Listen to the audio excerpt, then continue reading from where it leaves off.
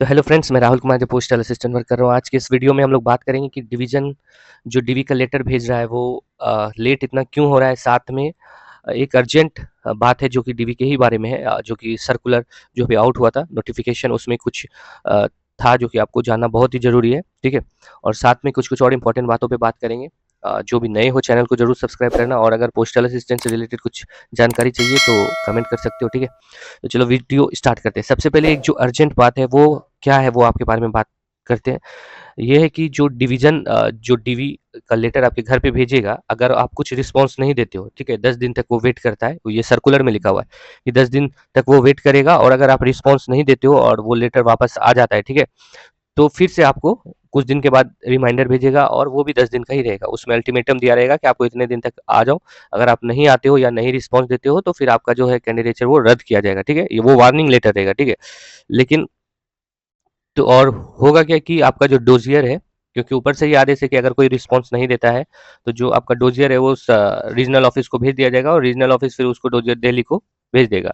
तो इसमें जैसे बहुत लोग ऐसे पूछ रहे हैं कि भैया एक्सटेंशन लेना है, तो उसी के लिए खास करके बोल रहे हैं। या फिर बहुत लोग ऐसे हैं सोच रहे हैं क्या कि लेटर आएगा उसके कुछ दिन बाद और कुछ का एग्ज़ाम है उसको दे देंगे, उसके बाद ज्वाइन करेंगे।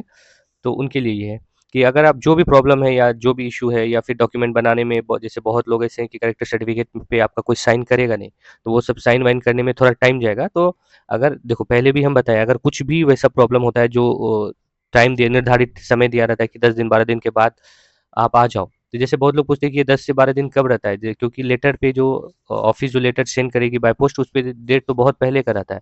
लेकिन 10 मतलब आते-आते तक में 5-6 दिन कंप्लीट हो जाता है, तो 10 दिन तो फिर हमको मिलेगा नहीं। तो एक्चुअल में होता क्या है कि देखो, जो भी लेटर ऑफिस आपके घर पे भेजेगी उसमें एक्नॉलेजमेंट रहता है, एडी, एक कार्ड टाइप का रहेगा। तो जैसे ही आपको वो लेटर, डीवी का लेटर मिला, तो वो कार्ड पे आपसे साइन लेगा, कार्ड जो है तुरंत ऑफिस को भेज दिया जाता है। तो जो जहाँ पे साइन लेता है उस पे डेट रहता है, ठीक है। तो वो डेट के हिसाब से 10 दिन बोला जाएगा। मान लो ऑफिस से लेटर 18 तारीख को ही बना, लेकिन आपके घर पे 25 को मिला, तो 25 से 10 दिन लिया जाएगा, ठीक है। तो जो भी है, और देखो बहुत लोग अभी भी वैसे होंगे कि अटेस्टेशन फॉर्म, कैरेक्टर सर्टिफिकेट, ये सब सिर्फ सुन रहे होंगे, लेकिन वो कभी प्रिंट आउट निकाल के अपने अपने पास रखे नहीं होंगे। जबकि लगभग सारे डिवीजन का सेम ही होता है। तो प्रिंट आउट निकाल के एक बार आप फिल करके भी देख लो कि कहाँ पे आपको क्या प्रॉब्लम हो रहा है, या फिर आपको दिक्कत हो रहा है। अटेस्टेशन फॉर्म में कुछ जगह ऐसा भी रहता है जो आपको पता नहीं चलता कि वहाँ पे क्या फिल करना है, तो आप किसी से पूछ सकते हो। फिर अचानक अगर आपके पास डीवी का लेटर आया और आप वो काम स्टार्ट करोगे, अटेस्टेशन फॉर्म देखना भरना, तो वो उसमें और ज़्यादा टाइम हो जाएगा, और आपको कुछ अगर पता नहीं चलता है तो धीरे धीरे पैनिक होना स्टार्ट हो जाओगे, ठीक है। तो ये हो गया कि आपको रिस्पॉन्स देना है। अगर आपके घर पे लेटर आता है या फिर मेल आता है, जो भी आता है, अगर आपको आना है या नहीं आना है, फिर भी बाय पोस्ट या बाय मेल आप ऑफिस को जरूर बता देना कि हाँ, मेरे को 5 दिन लेट होगा या मेरे को टिकट नहीं मिल रहा है। वो बताने से आपको ही फायदा आएगा, क्योंकि ऊपर से ही ऑर्डर है कि अगर कोई नहीं आता है तो डायरेक्ट उसको रिजेक्ट करो। एक चीज़ और है, जैसे अभी आप लोगों को लग रहा है कि मेरे को ये डिवीज़न मिला है, क्या वही डिवीज़न आपका रहेगा या फिर वो डिवीज़न भी चेंज हो सकता है? तो इस बार जो वो सर्कुलर आउट हुआ है उसमें क्या बोला गया कि वैकेंसी एज़ अ होल लेके चलना है, पूरा सर्कल, ठीक है? मान लो मुंबई जीपीओ या और भी बहुत सारे डिवीज़न है जहाँ पे आदमी चाहिए 70, लेकिन लोग कितने पहुँच रहे हैं, 120, तो 30 लोग वहाँ पे एक्सेस हो रहा है। और कोई ऐसा डिवीज़न है जहाँ पे लोग चाहिए 70, लेकिन वहाँ पे 50 लोग ही जा रहे हैं, तो हो सकता है, ऐसा चांसेस है कि आपको उस डिवीज़न में भेज दिया जाएगा, क्योंकि वो सर्कुलर में वो लिखा हुआ है, ठीक है? उसमें बस इतना ही बात है कि जो रिक्वायरमेंट है, वो अगर फुलफ़िल नहीं हो रहा है, तो जो लोग रिटायर्ड होंगे उस जगह भी लोगों को लिया जा सकता है। लेकिन कब लिया जाएगा वैसे? जब दूसरे डिवीज़न में भी जितने लोगों की ज़रूरत है वो फुल रहेगी। अगर दूसरे डिवीज़न में लोग कम हैं और आपके पास ज़्यादा है, तो आपके लोगों को उस डिवीज़न में भेज दिया जाएगा। सिंपली मतलब ये भी हो सकता है, अब देखो करेगा या नहीं करेगा, सिंपली जो उसमें है वो बता रहे हैं कि ये भी हो सकता है कि आपको डिवीज़न आपको आने के बाद पूरा होल प्रोसेस सब कुछ हो जाएगा, जब सर्कल ऑफिस या रीजनल ऑफिस पूरा कैलकुलेशन कर लेगी कि कहाँ पे ज़्यादा है, कहाँ पे कम है, कितने लोग, जैसे बहुत ऐसा जगह है सीट ज़्यादा है लेकिन वहाँ लोग कम पहुँचेंगे। तो वो सब भी देखने के बाद अगर कहीं पे कम हो रहा है और कहीं पे ज़्यादा होगा, तो वहाँ पे लोगों को ट्रांसफ़र किया जाएगा। ट्रांसफ़र मतलब ऑन द सेंस डिपुटेशन पे भेजा जाएगा। तो ये भी एक हो सकता है कि आपको मान लो कोई अच्छा जगह मिले और आप कहीं और भी जा सकते हो, ठीक? तो अभी आपको आपके मन में एक बात आएगा कि किसको भेजा जाएगा। तो देखो, अभी जहाँ भी हम देख रहे हैं सब जगह मेरिट पे बात हो रहा है कि जिसका अच्छा मेरिट है वो अच्छी जगह रहेगा। तो उस बेसिस पे जो जैसे जो डिवीज़न में लो मेरिट वाला रहेगा, सबसे पीछे रैंक जिनका रहेगा, तो शायद उसी को उस डिवीज़न से दूसरी डिवीज़न में ऑन डिप्यूटेशन पे भेजा जाएगा। देखो ये जो सर्कुलर में है उसको पढ़ने के बाद जो मेरे को समझ में आया उसके बारे में बात करें, और वो सर्कुलर आपको भी पढ़ना है तो मेरे को व्हाट्सएप करना, कोशिश करेंगे आपको सेंड करने का, ठीक है? और आप भी एक बार पढ़ के उसको समझ लो, और उसमें बहुत चीज़ डॉक्यूमेंट वेरिफिकेशन में क्या-क्या लाना है, नहीं लाना है, सब कुछ लिखा हुआ है। हाल-फिलहाल का जो सर्कुलर है, साथ में उसमें ये भी अल्टीमेटम सारी डिवीज़न को दिया गया है कि 20/11/2023 तक सारा प्रोसेस को कंप्लीट करना है, ठीक है? ये आपको बताना बहुत ही ज़रूरी था, तो ये बात कंप्लीट हो गया। अब दूसरा है कि डीवी का लेटर कब आएगा?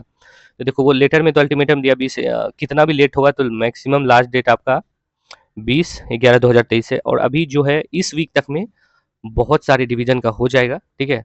और बहुत लोग ऐसे पूछने जा रहे हैं कि जो जैसे साउथ डिवीज़न, सेंट्रल सॉर्टिंग सारे जो भी हैं सबका हो जाएगा इस वीक तक में, सबका हो जाएगा। और स्पेशली मुंबई जीपीओ के बारे में जो पूछ रहे हैं तो अभी तक तो उसका सोमवार तक सोचो, सोमवार को अगर लेटर भेजा जाएगा तो आपको तो इन्फॉर्म कर देंगे, लेकिन सोमवार को भी मेरे को लगता है नहीं भेजा जाएगा, वहाँ कुछ अलग ही चल रहा है, ठीक है? तो देखते हैं, देखो जैसे जैसे इन्फॉर्मेशन मिलते जाएगा आप लोगों के साथ शेयर करते जाएंगे, लेकिन हाँ, मुंबई जीपीओ का भी उस नेक्स्ट वीक तक में पूरा प्रोसेस कंप्लीट होने वाला है ऐसा बोला गया है। और फिर आपको 10 दिन दिया जाएगा, आप जितने दिन में आ सकते हो और हो जाएगा। लेकिन हाँ, एक चीज़ है जो ऊपर से सर्कुलर आया उस बेसिस पे सिर्फ ईमेल ही नहीं करना है, ईमेल और बाय पोस्ट दोनों करना है, ठीक है? जैसे क्या कहा गया है, ये मान लो किसी को बाय पोस्ट लेटर भेजा गया लेकिन उसके पास नहीं पहुंचा, तो यहाँ एक कंडीशन और भी हो सकता है कि आपने जो एड्रेस दिया है उस एड्रेस पे आप नहीं रह रहे हो, तो लेटर वापस आ गया, तो उनको बोला गया है कि ऑफिस को दिल्ली से कि आप बाय मेल भी उसके बाद बाय मेल भी भेज सकते हो, क्योंकि बाय मेल तो क्योंकि देखो मेल आईडी जो आपने ऑफिस को इन्फॉर्म किया है तो उस बेसिस पे आपके मेल पे भी आएगा और बाय पोस्ट भी आएगा। तो अगर दोनों तरफ से रिस्पॉन्स नहीं मिलेगा तो आपको रिजेक्ट कर दिया जाएगा, ठीक है? तो इस बात का आप लोग ध्यान करना, जैसे बहुत ऐसे डिवीज़न वाले लोग अभी फ़ोन कर रहे हैं कि भैया सबको आ गया लेकिन मेरे पास नहीं आया, या फिर बहुत लोग ऐसे भी होंगे जो कि ध्यान नहीं कर रहे होंगे, तो उसको ध्यान करके रखना है, ठीक है? अगर आपके पास डीवी का लेटर नहीं आता है, तो आप अपने जो दोस्त आप के पास आया है उसमें अगर कॉल मतलब फ़ोन नंबर है, मोबाइल नंबर है, तो आप उनसे अपने डिवीज़न में बात कर सकते हो, ठीक है? अभी कुछ दिन आप लोग थोड़ा-सा अलर्ट रहना, ठीक है? और जो आपके आस-पास में पोस्ट ऑफिस है या जो पोस्टमैन डाकिया आता है, उनसे बात करके भी रहना। कभी-कभी क्या होता है कि डाकिया को पता नहीं चलता कि क्योंकि एड्रेस मान लो थोड़ा बहुत इधर-उधर कुछ हो गया, तो उनको पता नहीं चलता। इसलिए आप अपने जो आप पास का जो पोस्ट ऑफिस होगा जो या फिर आपके क्षेत्र में जो पोस्टमैन आएगा, उनको बता के रखना कि आपका डीवी का लेटर आने वाला है, इस नाम से अगर आता है तो आप डायरेक्ट मेरे पास पहुँचा देना। तो वो भी आपको ज़्यादा बेनिफिट रहेगा। क्योंकि ऐसा ज़रूरी नहीं कि कुछ सारा डिवीज़न बाय मेल भेजे, कुछ डिवीज़न कोशिश करेगा बाय पोस्ट भी भेजने का, क्योंकि ऊपर से ही ऑर्डर है कि पहले बाय पोस्ट भेजो, उसके बाद मेल अगर वो लेटर लौट के आता है तो एक बार मेल भी भेजो, फिर रिमाइंडर भेजो, ऐसा-ऐसा प्रोसेस है, ठीक है? तो इसके बारे में बता दिए। अब है कि बहुत लोगों का छोटा-छोटा क्वेश्चन है, जैसे अभी कास्ट वैलिडिटी सर्टिफिकेट के बारे में है, तो किसको बनवाना है? क्या ईडब्ल्यूएस, एससी, एसटी, ओबीसी को ही बनवाना है? तो अगर आपके पास बना हुआ है या बन बन जाता है तो आप बनवा लो। एक क्वेश्चन है कि ईएसएम को पे प्रोटेक्शन मिलता है क्या? कि अभी तक जो हमारे ऑफिस में ईएसएम जॉइन किया है, किसी को पे प्रोटेक्शन नहीं मिला है। तो अगर बाद में मिलता है तो अच्छी बात है, लेकिन अभी तक किसी को मिला नहीं है। एक एक क्वेश्चन है कि वैलिडिटी सर्टिफिकेट पे रेवेन्यू ऑफिसर का साइन है, तो चलेगा क्या? तो चल जाएगा, उसमें कोई दिक्कत नहीं है, ठीक है? एक क्वेश्चन है कि सिविल सर्जन सभी डिस्ट्रिक्ट हॉस्पिटल में होता है क्या?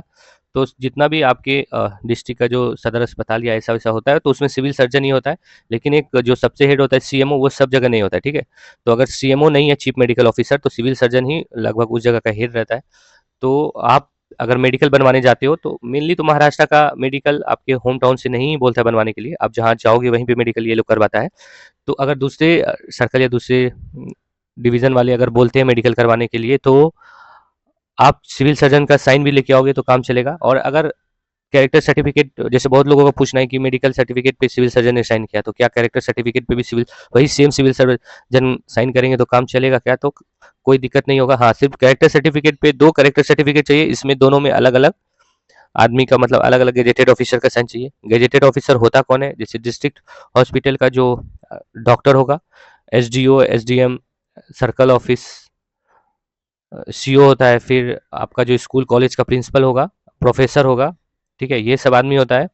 डीएम आपका साइन करेगा नहीं, इसलिए नॉर्मल किसी लोगों से बात करके रखना जो गेजेटेड ऑफिसर है, तो वो आपका साइन कर दे, ठीक है? और एक और इम्पोर्टेंट बात है कि बहुत जगह डीवी डॉक्यूमेंट वेरिफिकेशन हुआ, तो वहाँ पे क्या हुआ है कि आपका जो ओरिजिनल सर्टिफिकेट है, वो रख लिया गया, ठीक है? और बिना कोई रिसिप्ट दिए हुए। तो उस जगह आपको क्या करना है, सबसे पहले तो जो भी ओरिजिनल सर्टिफिकेट है उसको जमा करने से पहले आप उसका कम से कम फ़ोटो ले लेना और कोशिश करना जो आपसे सर्टिफ़िकेट ले रहा है उससे कुछ रिसीट लेने का कि हाँ, एक्नॉलेजमेंट लेने का कि हाँ, आपने ये लेटर लिया है, बाद में कुछ होता है तो वो रिस्पॉन्सिबल आप रहोगे। वैसे मेनली महाराष्ट्र सर्कल में अभी तक तो ऐसा नहीं होता था, लेकिन आपको अगर लेता है तो आप ज़रूर इस पे ऑब्जेक्शन लेना, ठीक है? क्योंकि मान लो कभी-कभी ऐसा चांसेस हो सकता है कि जो आपने जमा किया है वो खो जाए, ठीक है? तो इस पे ध्यान करना।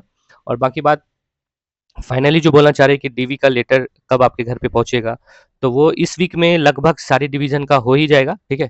तो इसलिए थोड़ा वेट करो। और वेट क्या करना है कि आपका जो भी एजुकेशनल सर्टिफिकेट है या अटेस्टेशन फॉर्म है या कैरेक्टर सर्टिफिकेट है, वो सबका आप एक जीरोक्स निकाल लो या फिर उसको देखो, और या फिर आपका जो जितना भी एजुकेशनल सर्टिफिकेट है सबका जीरोक्स निकाल के रखो, सेल्फ अटेस्टेड करके रखो, ताकि अगर लेटर आता है तो आपको ज़्यादा टाइम ये सब में ना खर्च करना पड़े, ठीक है? तो मिलते हैं नेक्स्ट वीडियो में, और कुछ भी जानकारी अगर पता चलेगा तो आपके साथ शेयर करने की कोशिश करेंगे। और जो भी नए हो चैनल को जरूर सब्सक्राइब करना, ठीक है? चलो बाय।